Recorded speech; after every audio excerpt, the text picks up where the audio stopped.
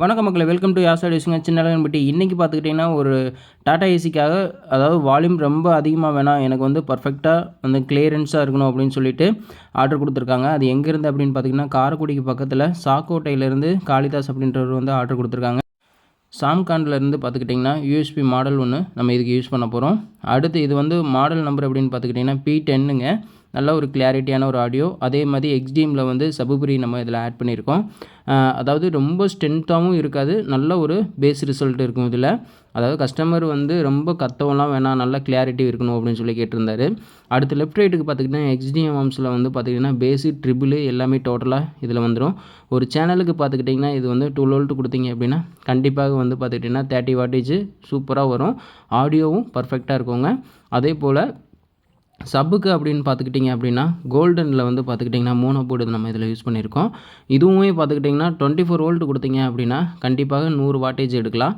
12 volt கொடுத்தீங்க அப்படின்னா ஒரு 80 வாட்டேஜ் இல்லைனா 75 வாட்டேஜ் எடுக்கலாம். இதில் 10 இன்ச்சு பக்காவாக ட்ரைவ் ஆகும். நான் 12 இன்ச் தான் ரன் பண்ணி பார்த்தேன், நல்ல ரிசல்ட் இருந்ததுங்க. அதே போல் அதுக்குரிய கண்ட்ரோலுக்கு வந்து பார்த்துக்கிட்டிங்கன்னா நாபு, அதே மாதிரி பார்த்துக்கிட்டிங்கன்னா அந்த யூஎஸ்பி மாடல் ஃபிட் பண்ணுறதுக்கு எல்லாத்துமே டோட்டலாக வந்து கொடுத்துட்றாங்க.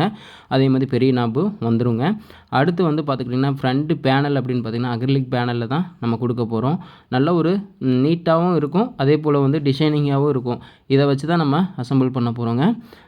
ஆடியோவும் வந்து பார்த்துக்கிட்டிங்கன்னா இன்ஸ்டாகிராம் பேஜில் போஸ்ட் போட்டிருக்கேன், பார்த்துக்கோங்க. அதே மாதிரி இது வந்து செட்டை ஆன் பண்ணுறதுக்காக இல்லைங்க, நம்ம அதில் கொடுத்துருக்கிற வால்யூம் கண்ட்ரோலுக்கு லைட்டிங்க்கு மட்டும் நம்ம சுவிட்ச் கொடுக்க போகிறோம்.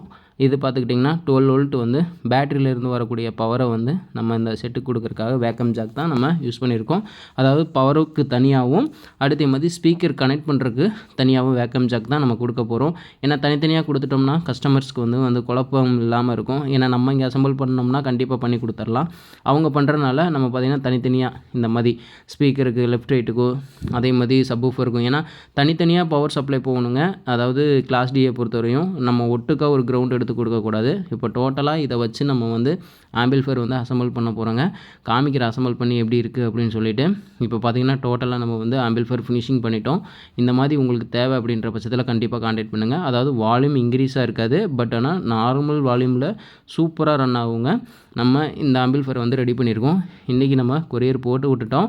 அதே போல் உங்களுக்கும் தேவை அப்படின்னா கண்டிப்பாக கான்டாக்ட் பண்ணுங்கள். நெக்ஸ்ட் வீடியோவில் பார்க்கலாம். பாய் மக்களே.